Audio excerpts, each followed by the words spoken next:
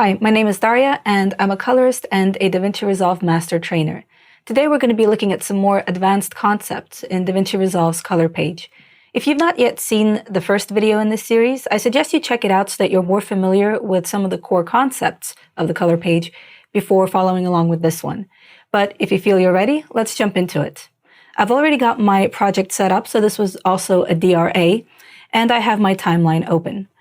In this project, I would like to set up color management before I begin color grading. Color management is an internal process in DaVinci Resolve that remaps the starting point of all your clips to a single working color space. So for example, right now you can see I have a series of clips on my timeline, all with different sources and different codecs. Based on these codec names, I can see that some of the clips have come directly from one of our Blackmagic cameras. So these are in the Blackmagic RAW standard, whereas some of the other clips have been transcoded. So we have Apple ProRes and DNxHR, which are some common intermediary codec standards. This means that the way that the color information in these clips is encoded is slightly different. So with color management, we can remap all of these into a single working standard that will allow the color tools in the color page to operate consistently and smoothly, producing nice, beautiful results. Another reason why we use color management is so that we can control our deliverable outputs. So there's a lot of different standards that we deliver to. For example, cinema projection, television broadcast, online streaming services, and of course the internet.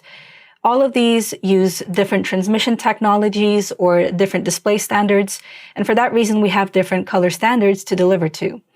If you were grading a non-color managed project, you would have to hypothetically regrade your project for every one of those standards. But with color management enabled, it's enough for you to simply change the output standard that you're delivering to, and automatically all of your grades will be remapped. So let's set this up in the project settings, which you can access via the gear icon in the bottom right corner of the program. I'm going to click once, and then in the sidebar on the left, I'm going to navigate to the color management section. By default, the color science is set to DaVinci YRGB, which is essentially like disabling color management. I am going to select my drop-down list and enable it by selecting DaVinci YRGB Color Managed. When I do this, I reveal some additional controls. Right now we have a drop-down for Resolve Color Management preset, and it's assuming that I want to deliver for conventional streaming online. You can see a slight description underneath telling you exactly what the standard is used for. If I click on this drop-down, I can see that there's a lot of other standards represented. As I mentioned, things like broadcast and cinema are all covered, as well as SDR and HDR deliverables. I am going to choose a standard that's going to allow me to future-proof my project.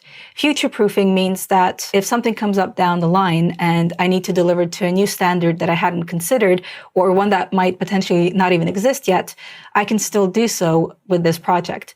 The standard is called DaVinci Wide Gamut, and it far exceeds any of the standards currently represented in this list.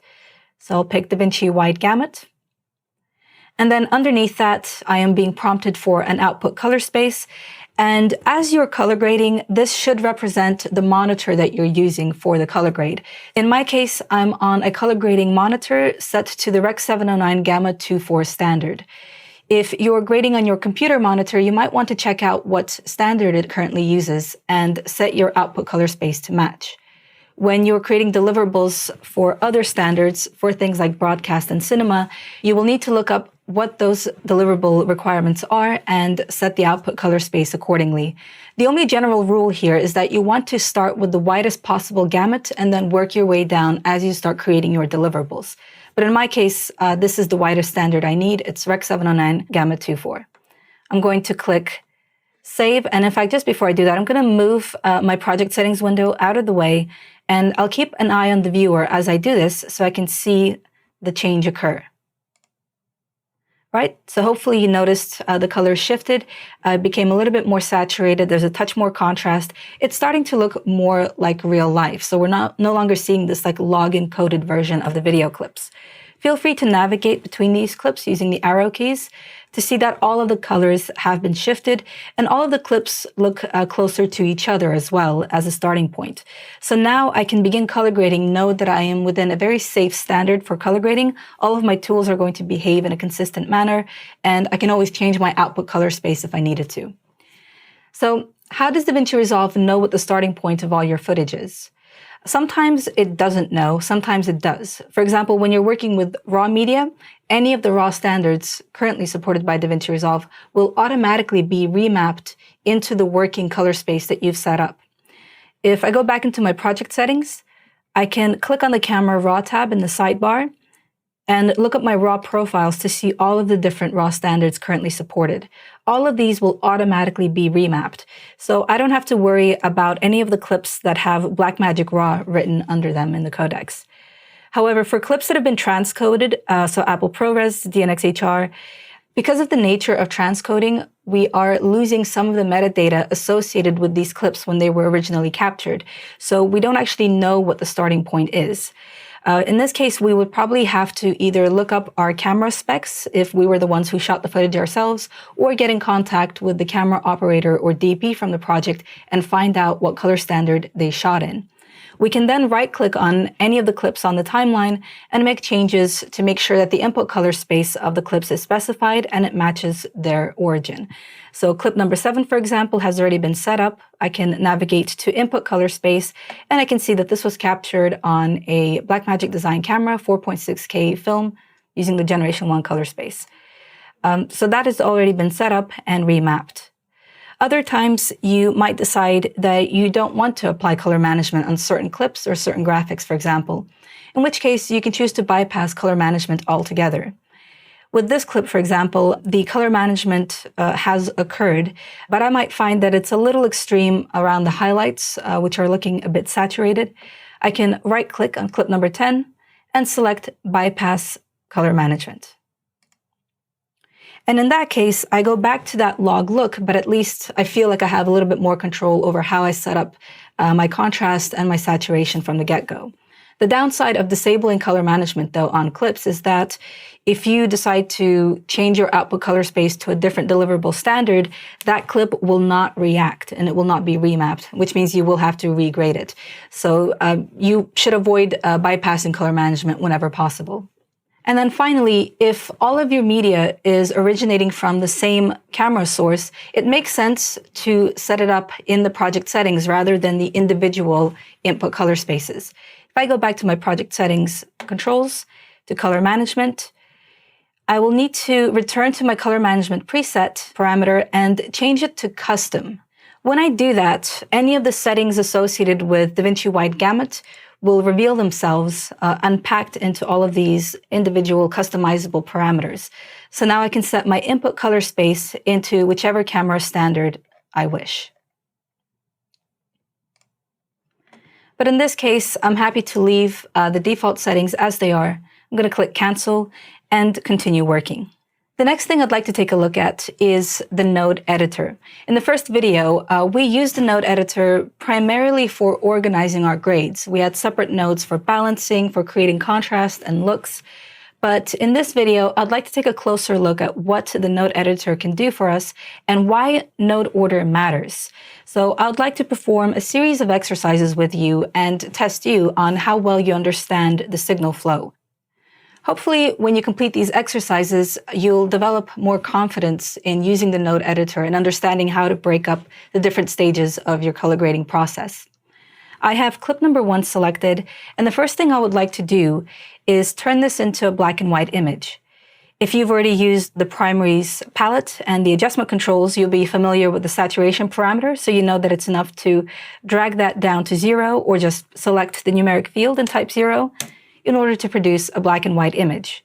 But I have another way of doing this that I prefer. So I will double click the saturation parameter to reset it, and I will go to a different palette in the left palette. It's called the RGB mixer.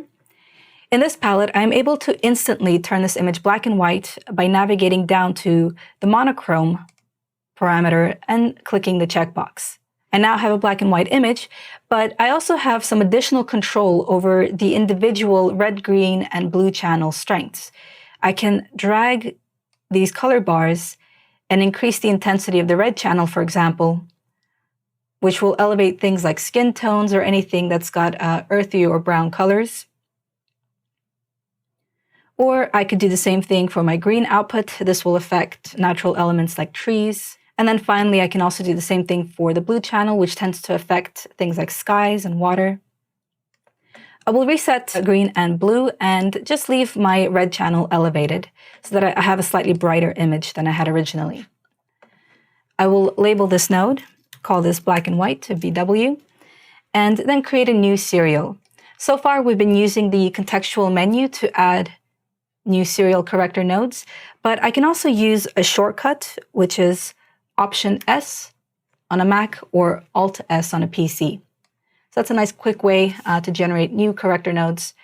And this node I will use to turn the image into a sepia tone.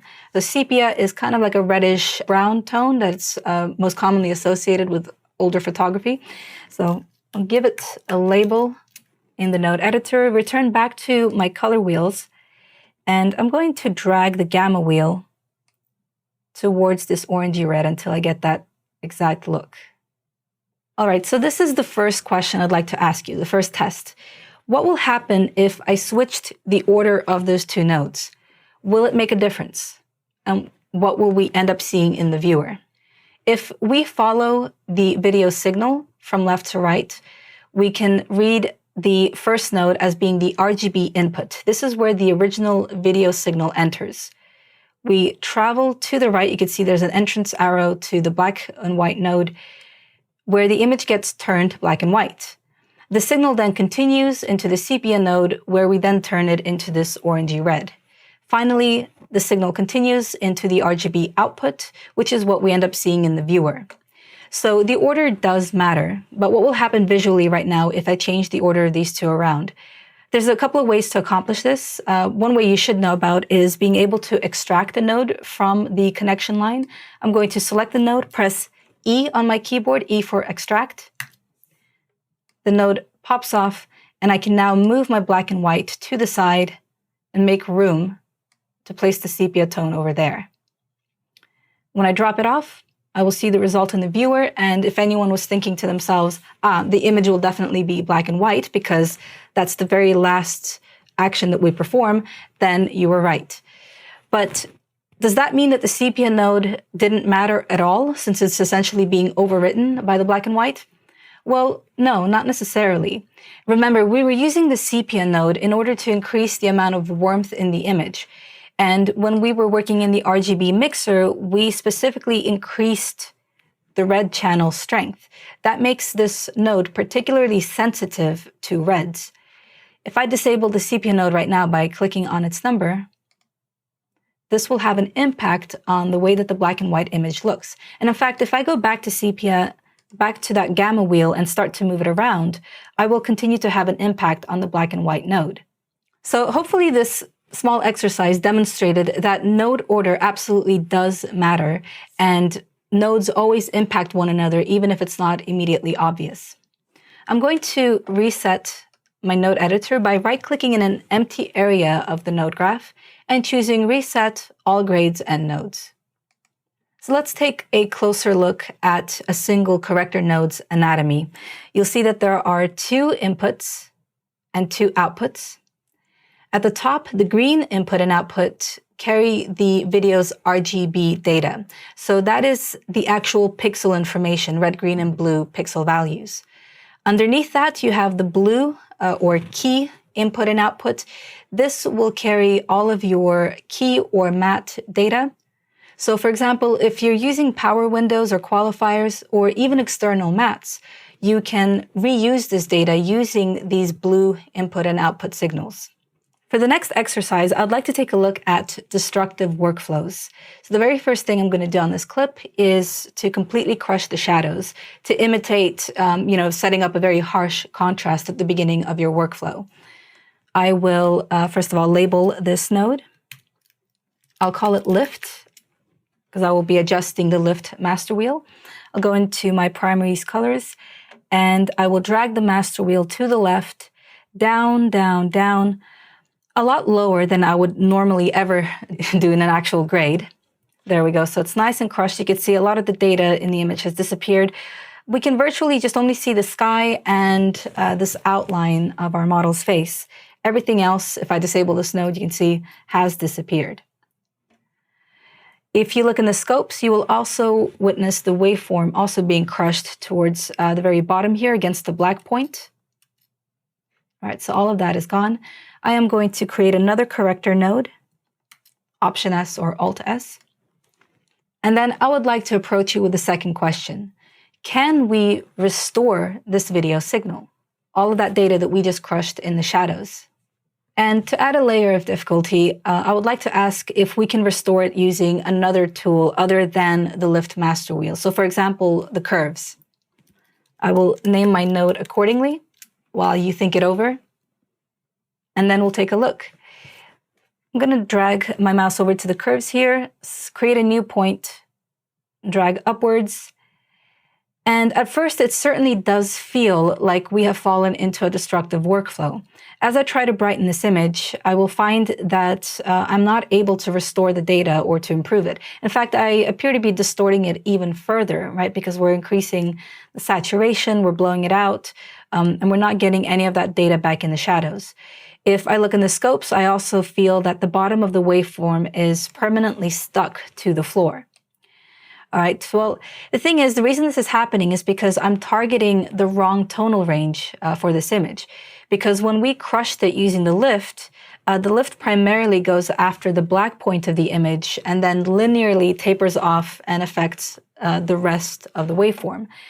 What we're targeting by dragging the middle of our curve is more in the gamma range. So I'm going to right-click on this control point to reset it, go down here towards the black point of the curve, and drag upwards. And here you can see we have been able to restore the image. The waveform is restored in the scopes, so all of that fine data, all of those shapes, they're no longer flat.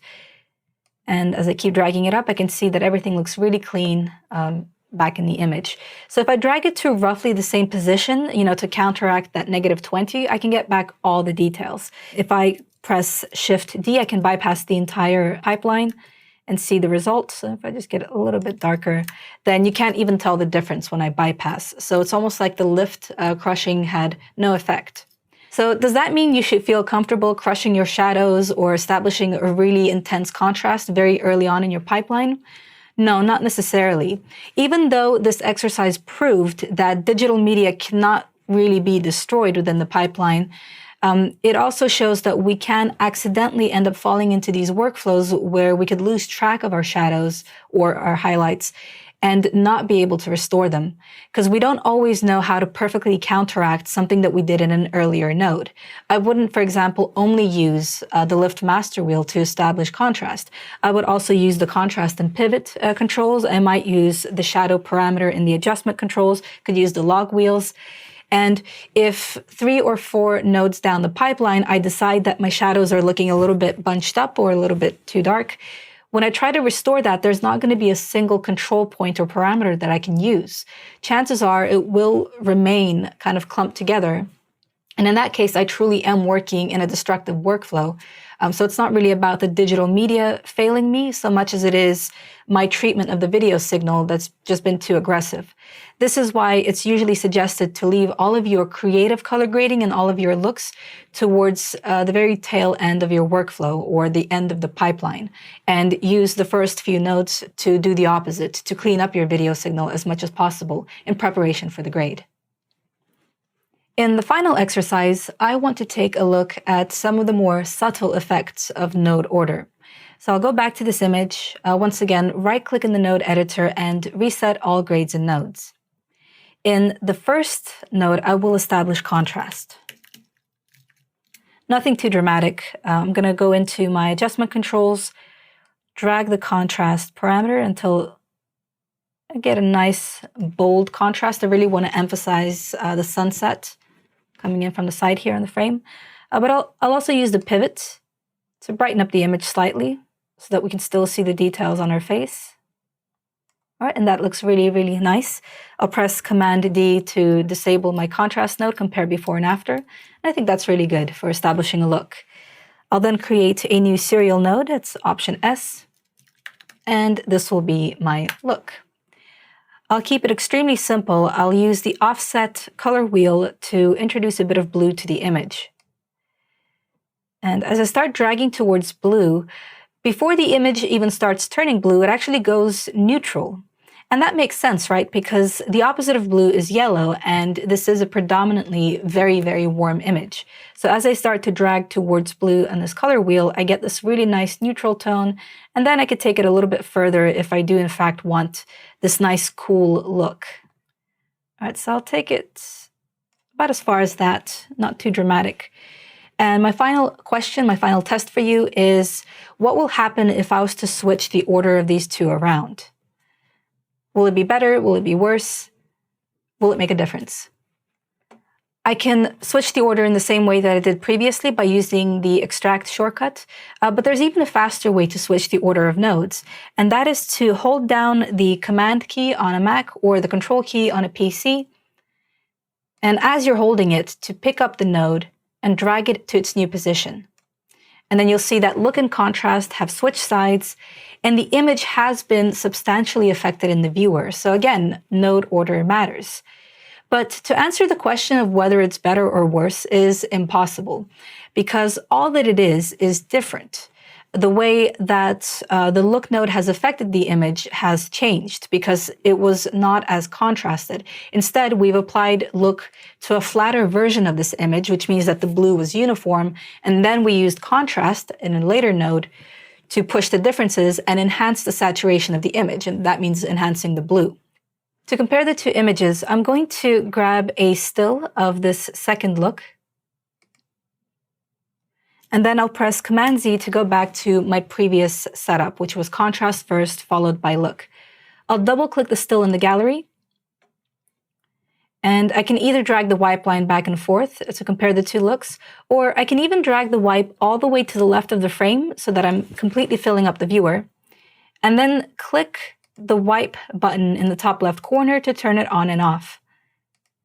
If you're still getting used to color grading and you're experimenting, it's a good idea to do this occasionally, to switch nodes around, to really gain an understanding of how video signals work and how they get treated, and over time gain more confidence about where you should be placing your nodes in your pipeline to produce an optimal look.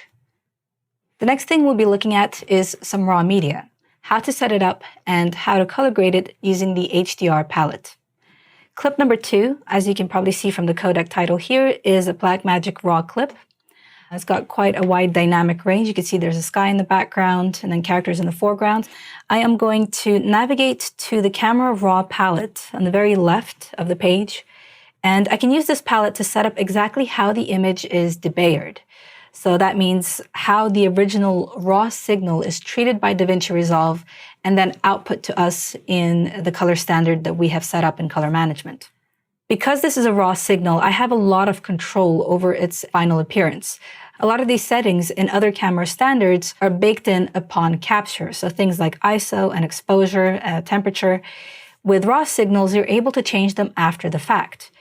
Right now, the ISO is set to 400, but because of how bright the image is and because a lot of the sky is getting blown out, I'd like to lower that to, say, about 100 ISO.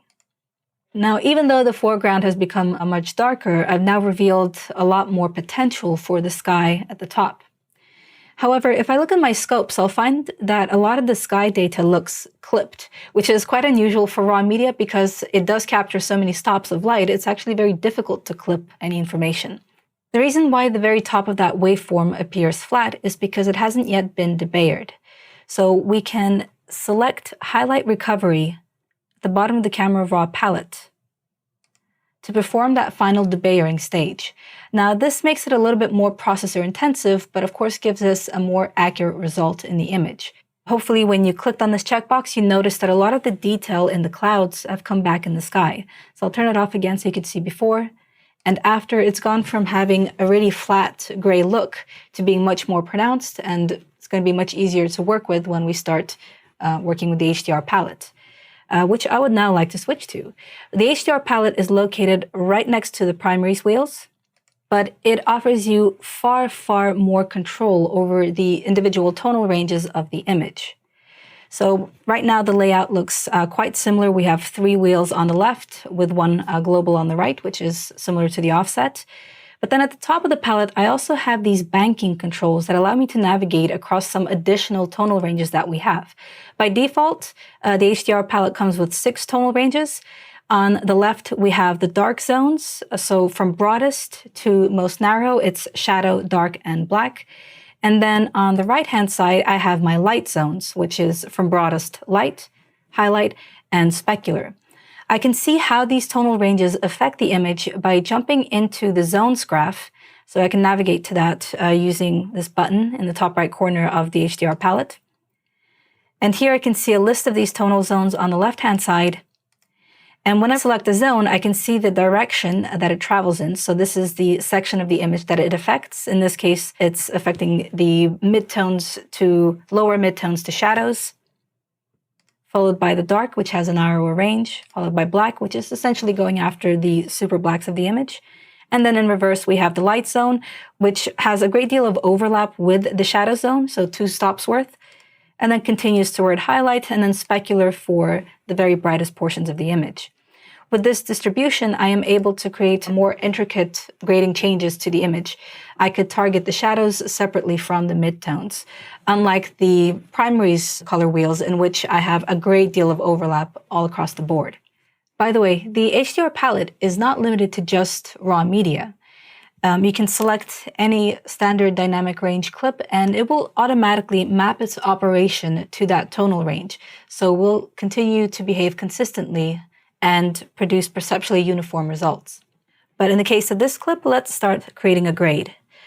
I'll begin with the global wheel, which is going to impact the overall image. I'll drag the exposure to brighten it up. So my focus, of course, is going to be the foreground, which is where we can see the people. That's always the priority in any grade. But then I will also want to rescue some of that information in the highlights at the very top. That's the whole point of shooting raw, is that we're able to retain all of this data. But right now, I don't really have a lot of room in which to expand this information. Right now, the entire sky and all its clouds are at the very top of my scopes. So the first thing I need to do is bring those a little bit lower. I'm going to target the highlight range, click on the exposure controls, and drag to the left to darken that section. Okay, so now that I've given myself a little bit more room in the scopes, I can go for the more narrow specular range to drag the very tops of the waveform upwards, thereby creating contrast in the clouds and enhancing the details. All right, wonderful. And because both the highlight and the specular ranges overlap the broader light zone, which is on the left-hand side, I can continue to determine how bright or dark I want the sky to be by adjusting the exposure of the light range while still maintaining the detail that I've just recovered in the clouds. And then I can also choose to, for example, drag the control point of the light zone to introduce a bit of color into that range. So I'm going to pick it up and drag it slightly towards blue to cool the sky down and give it more of a daytime look. All right, so with the global controls set up with my highlights recovered, I can now navigate or bank to my dark zone and do the same thing for the shadows. I would just like to brighten up the foreground elements a little bit. So I'll go for the broadest shadow zone, increase the exposure. I would also like to make it a little bit more saturated, so really reveal the colors in the greenery around our characters and on their clothes. I'm going to click and drag the saturation parameter. And now I can use the dark and black zones to create a bit of contrast by darkening the lower midtones and shadows in this image. So I'll change the exposure, a little bit drag it to the left. And then with the black zone, I'm just going for the extra darks. So this is going to be the darkest shadows in the wrinkles in their clothes, in the spaces between the branches and the bushes. All right, and that's given the image a little bit more depth. You'll notice that all of the tonal ranges have a couple of sliders around them. These determine the position of the tonal range, so the cutoff point. You're able to change that position and determine exactly how broad or narrow any zone is. Before you start adjusting these, you probably want to check exactly what is being targeted by any particular zone. So as well as using the Zone Graphs palette, I can also click and hold the icon next to the zone name. That will display to me what exactly I'm affecting when I make changes, to these color wheels and their parameters, their exposure and saturation. So as you can see, when I travel from black to dark, the range gets broader and broader. It might be a little bit easier to make adjustments if you can permanently see what that highlight looks like. Thankfully, you can enable highlight mode, and that will display the last zone that you were affecting or impacting. So let's click on the highlight tool in the top left corner of the viewer, and it's currently showing me my black zone, but I would like to see where my light range is. So I will go into the light wheel, make a slight adjustment to its tonal range, and you can see that by default, it actually covered a pretty wide section. So not just the sky, but also the mountaintops, the trees, and also that rock in the foreground, which was a little bit lighter than some of the other shadows. So I can drag this slider upwards to just remove all of those foreground elements and make sure that the light region stays focused on the sky. That way, when I make my changes in terms of exposure or in terms of color, it's not then affecting the rest of the scene. When I'm done, I can disable highlight mode and see the end result. And I can press Command D to compare my image before and after. And hopefully you can see that we've been able to restore a lot of the data at the top of the image. We've also made sure that the image in front of us is nice and clean and saturated and easy to see. The next tool we'll be taking a look at is the Magic Mask. I'm going to click on clip number 3, which has already been balanced. And I'll make a new node with the intention of working on the runner in this shot. So I'm going to press Option S. And usually using other secondary selection tools, I would have to spend a lot of time selecting either the overall shape of the runner or maybe even targeting her limbs and her torso individually, tracking it across the frame. So pretty time-consuming processes. But instead, I can also use the Magic Mask. This is a tool that's designed to recognize people or features in a shot and automatically track them for you in order to perform color grading or any kind of effects that you want to apply. Magic Mask can be found in the central palettes. There it is. A pretty straightforward interface. We have some selections in the top left corner that allow us to select either people or features, and then analysis controls running across the top. Because we are trying to track the runner, I'm going to leave person selected, and I need to first indicate to the Magic Mask palette where my person is. So I will go to the viewer, and I will click and drag to create a small line called a stroke on my runner. You want to keep these strokes quite short so that when the tracking begins, it's able to follow along with the person. If you have a long stroke, then it's more likely to separate from the person that it's following and maybe grow and sort of float off. I will now go back to the Magic Mask palette, and first of all, I want to review what this selection looks like. So I'm going to select Toggle Mask Overlay. There we go. And that is a very good starting point. So Magic Mask has been intelligent enough to recognize not just her torso and her head, but also the fact that she's got her arms around her, even though they're folded, and even her hair. I can now start the analysis process at the very top of the palette, Analyze Forward. This looks a little bit like the Tracker palette analysis tools. And you can see that as she runs forward, her body is recognized, her legs as they move, and even her folded arms. And what's also particularly impressive is that as she passes foreground objects, the mask disappears in those areas. And that's really important when we're color grading, right? Because we don't want a set of legs, a grade in the shape of legs covering our foreground objects. So ideally, there shouldn't be a grade there. And the Magic Mask is able to recognize that. Now, on the right-hand side of the Magic Mask palette, we have a few finesse controls. These are very similar to the matte finesse controls that you will find in the Qualifier palette. These allow us to further clean up our selection. The ones to really pay attention to is the quality in the top left corner. This allows you to switch between making a selection that's relatively processor non-intensive, but less accurate, like this one, so it's more of a soft bubble around the person, versus better, which will give you something that's a little bit tighter around the body, a little bit more accurate, but will require more processing power. So I can click on better right now just to review what this will be like. And you should have seen that changed instantly in the viewer. There's no longer this like soft edge around the runner. And if I was to drag this backwards, the analysis continues. You can see that the selection is accurate around her hair and her legs. But in my case, I'm going to stick to faster because I don't really need that level of accuracy. So as soon as I click that, you can see there's a few more bubbles. Something that will help me, by the way, with that edge is the Smart Refine tool. Smart Refine on the surface looks like a standard in and out ratio tool, right? Something that will expand or collapse your matte.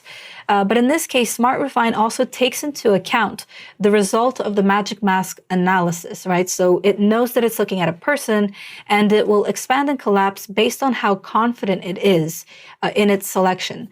So if there's like a little bubble right in front of her fist, then it might not be super confident that that is a person. And that will be the first area of the mask that's reduced as you start to drag Smart Refine.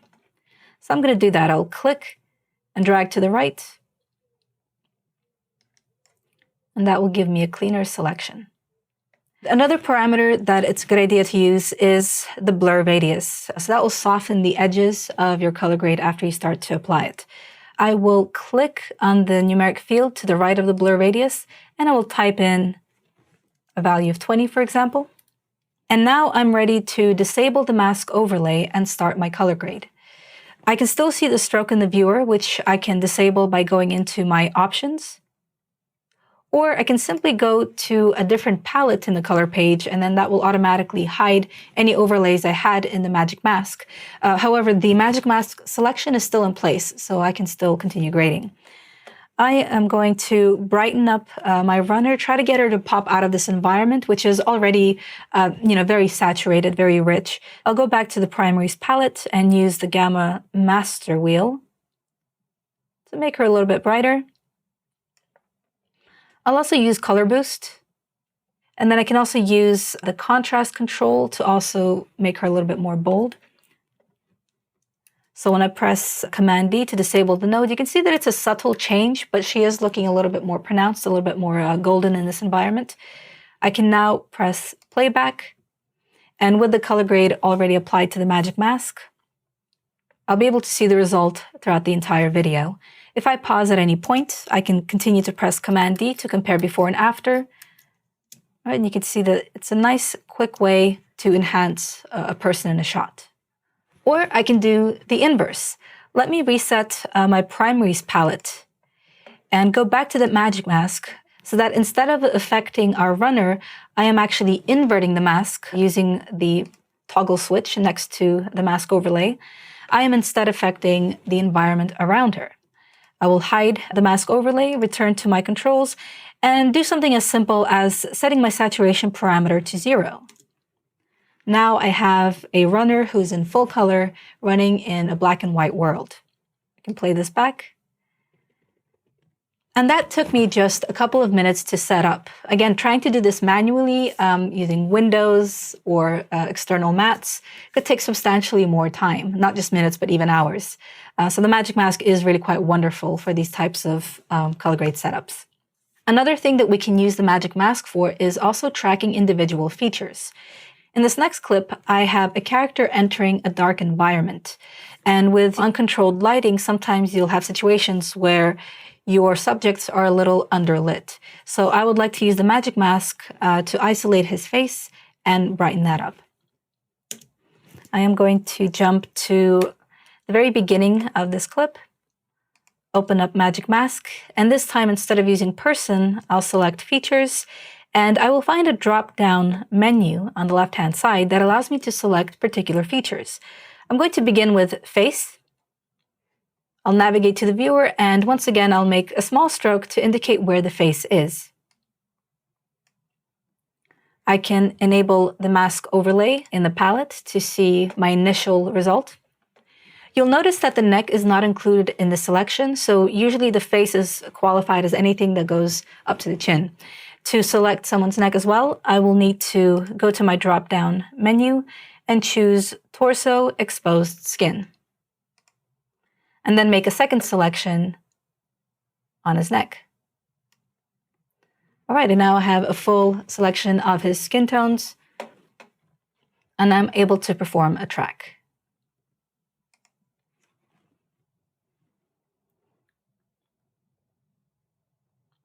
All right, perfect. That was a fairly clean result. I will like to tighten up the edges of this matte once again. So I'll go to my Smart Refine controls, select the numeric value, and enter a higher value to pull in this selection. And once again, I'm going to blur the radius to make sure that my grade does not appear too sharp around his face. And now I can jump back to my primary grading controls and ever so slightly brighten his face in this environment. And maybe also push up the colors just a touch, the color boost, so that it's not looking too flat. Now when I press Command D, I can compare my before and after. I always use the disable function to see if I've gone beyond realism, if it's starting to look too artificial. But in this case, whether it's off or whether it's on, it still looks pretty natural to me. And now I can play back this clip to check how it looks throughout.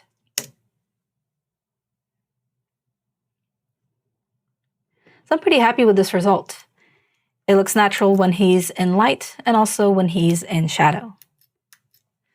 The next tool I'd like to take a look at is the color warper.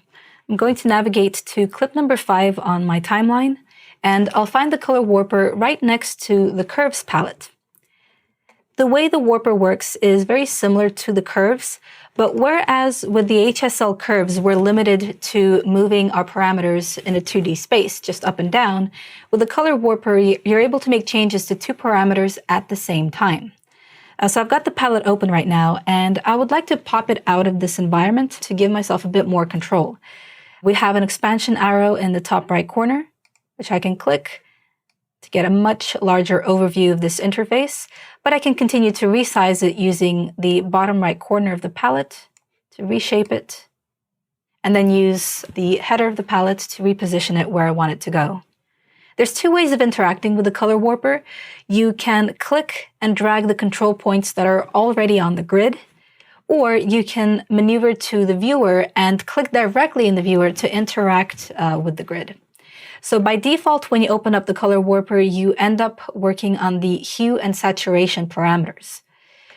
For example, I can click on the trees in the viewer, and then I can start to drag to the left to saturate that green tone, or drag to the right to desaturate. Notice that the control point in the color warper grid is reacting to my adjustments as I hold my mouse and I move it around.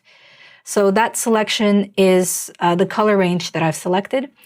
If I drag downwards, I start to also rotate the hue. And then I can continue to go outwards for more saturation or inwards for less. And that's really the power of the warper. Whereas with the HSL curves, I would have to jump between 2 very different, distinct curves to accomplish this look. With a color warper, I can essentially just go by feel and also go by what I'm seeing in the viewer and drop off my control point when I feel I'm ready to. In this case, maybe we're going a little bit more abstract. So instead of emphasizing the greenness of this environment, I'm instead going to try to make it look quite dry, but also quite vibrant. So I will move towards an orange tone and then drag it slightly upwards, and then release my mouse to drop off the control point. When I continue to move over the viewer, you might notice that there's a lot of activity happening in the color warper. So first of all, you see this red cross jumping around, which is representing the color values that I'm currently hovering over with my mouse. So it's telling me exactly what shade of blue or green I'm currently over. But then there's also this yellow box that jumps around to indicate the closest control point to the area that I am hovering over. And that's letting me know which control point I'll be dragging if I start to click and drag in the viewer. With this very low set of divisions in the color warper, it can be quite difficult to make an accurate selection and adjustment. So I can navigate to the bottom left corner and I will find a division amount for my rings and for my columns. I'm going to click and change this division to a higher number, like 12. By default, the two parameters are linked. So when I choose 12, I am going to now have 12 divisions for both the rings and columns, and a little bit more precision, especially when it comes to the blue sections of this image, because when I hover over it, you can now see that the area of blue represented by the vector scope trace in the background now has a column directly over it. So I can click and drag to target these mountains and the sky all in one go. But what if we wanted to affect the mountains without affecting the sky in the image? In that case, we will need to lock off a section of our column to make sure that not everything within the color warper grid is being affected. I'm going to reset this one control point by right-clicking on it. And then I would like to go back to the viewer in order to analyze exactly what part of the grid affects the sky. And when I do this, I'll find that the yellow box mostly falls on that second point in the blue column. So what I would like to do is lock it in place so that it will not be affected by any future changes in this region.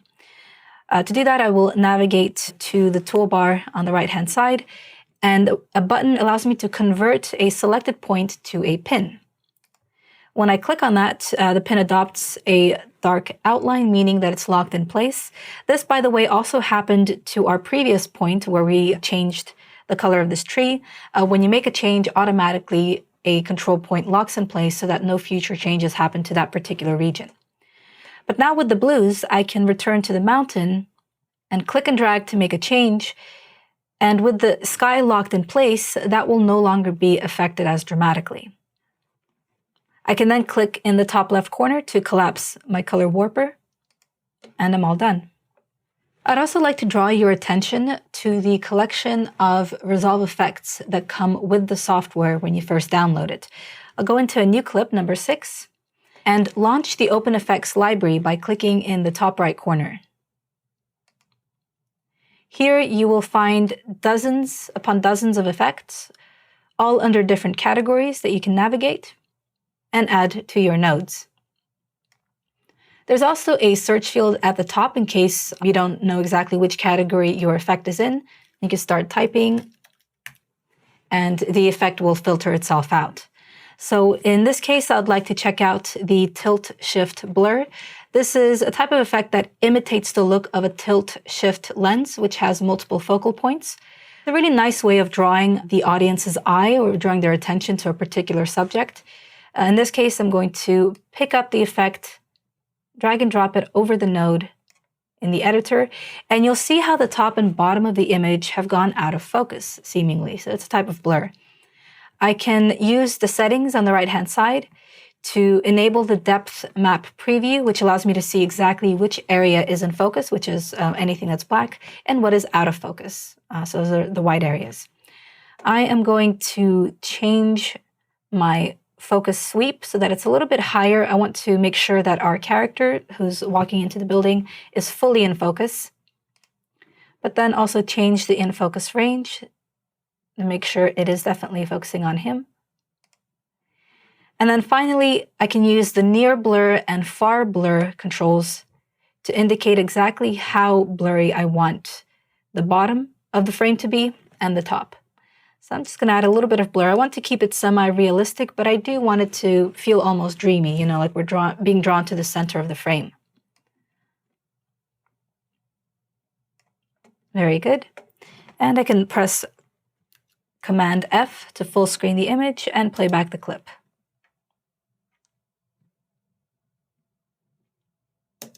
Open Effects allows you to do quite a lot to your clips. So some of these are visual-based, some of them are effects-based. There's a lot of blur functions, a lot of corrective type of effects.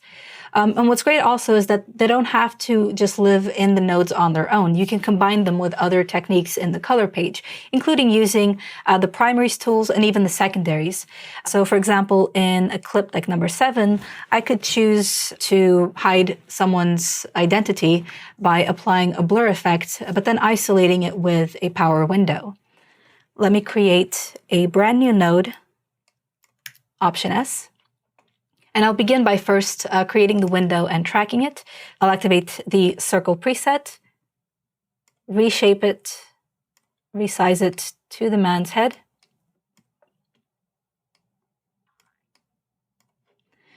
Then move to the tracker palette and analyze forward. There we go. Also going to expand the size of my viewer so we can see this a little bit better. So you can see that the window track was successful. It was very, very quick.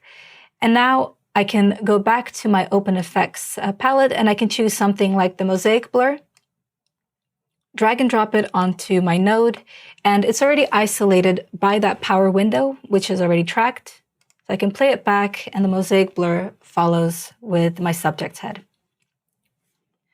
One of the last things I'd like to touch upon is how to save your grades for future use and also how to share your grades with collaborators. We've created a look on clip number 1, and I would like to transfer it to a different clip on the timeline.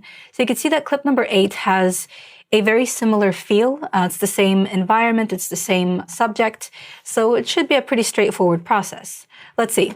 I'll select clip number 1. I will right-click to grab a still. And I can click under it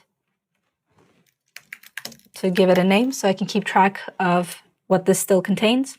I'm then going to click on clip number 8, and I'll also collapse my Open Effects panel to give myself a bit more room in the node editor. To apply a still or grade, it's enough to right-click on the still and choose Apply Grade. You can also middle-click a still to apply a grade. So if you have a mouse with a scroll wheel, it's the fastest way to do it.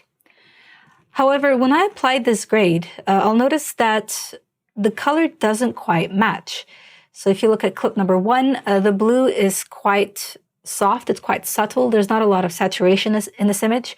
Whereas in clip number 8, everything seems a lot more pronounced. The contrast is more intense, the colors are a bit brighter. So it feels like we weren't really able to successfully reuse this grade. But if you watch the first video in this series, you'll know how important it is to match clips before you start to share grades across them. And before I applied this look, I already had a match node in place. I'm going to return to clip number 8, and I'll press Command Z to take a couple of steps back and find my original match node. If I disable this node, I can see that my image was a little bit darker to begin with, a bit more low contrast, and it's been graded to match the starting point of clip number 1 on the timeline. So what we want to do is add the blue look after this node and not to replace it. To do that, I have to, once again, right-click my still, but instead of Apply Grade, I'm going to choose Append Node Graph. So this will append the entire grade or the entire node structure that was saved in that still. This is still not a perfect match, but I can see now that I have my contrast that's been separately added after the match with then the look node following. I don't need the contrast because that was generated for clip number 1, right? It's specific to this environment and to this look. So I will select it and press backspace on my keyboard to delete it. Now I have a match node that was designed to imitate the look of clip number 1, followed by that very distinct blue look that we created.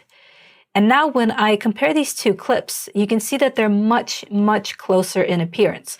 So now the blue look is once again quite soft, and we also have lower saturation in both cases. Also, the tone of our subject's face, her skin tone, is looking very similar in the shadows. We are, of course, seeing a slightly different side of her, so there's more of a highlight. But that all seems to match up quite well in terms of color. So as you can see, copying grades between clips is pretty straightforward. You just have to make sure that you're not overriding your match nodes or any steps that you took to make sure that the starting point of your clips are the same. And in this case, it was important not to just apply the whole grade, but rather to append it in order to preserve what you already had. Something else that's important to know what to do in DaVinci Resolve is being able to export and import grades in case you're working with collaborators. I'll start by exporting a grade that we created on clip number 2. This was our HDR look. I have to begin by creating a still first. So right-click in the viewer, grab still, and then I need to right-click the still in the gallery and choose Export. I will place this on the desktop and I'll give it a name like HDR Mountain. Then I'll click Export. And then I'll see what it looks like on the desktop. All right, so I've opened up my Finder window, and I can see that the HDR mountain grade has actually been saved as two separate files, a .dpx and .drx. You need both of these in order to share your grade with someone else. The DPX represents the visual components, so the still frame that you've grabbed that we see in the viewer, whereas the .drx represents the node pipeline in the node editor, right? So it's the metadata of the color grade. So of course you need that in order to share the grade, but the DRX doesn't really travel on its own. It will always piggyback on the DPX, so you have to send them both. But how would one import this set of files? I've already generated a still that I've shared in the DRA that you would have downloaded for this project. So if you go back to DaVinci Resolve and right-click in the gallery, you can choose Import. And then navigate to the part2.dra folder that you would have used to restore this project. You will find that within this DRA is a stills folder, and within that is a grade called Drama Sky, which is also broken up into DPX and DRX. Now, depending on your operating system, depending on how your Finder or Explorer window is set up, you might not even see the DRX file, or it might be grayed out. And that's perfectly fine because you don't really need to interact with it. It's enough to just select the DPX file and click Import. And as I've mentioned, the DRX really does piggyback off that DPX. It will come with it. I now see a still in my gallery, and this is pertaining to clip number 9. Hopefully you can recognize that. So if you select clip number 9, you can right-click the still, apply grade, and now we've carried across that entire grade. So this was made up of a balance, a contrast, and even two secondary grades for the sky and the ground. Thank you so much for joining us for this overview of DaVinci Resolve's color page. If you have any remaining questions or if you'd like some advice, please do join us on the Blackmagic Design Forum. And also, if you'd like to check out some of the other training materials in our series on DaVinci Resolve, please go to our training page where you can download our books and take a certification exam.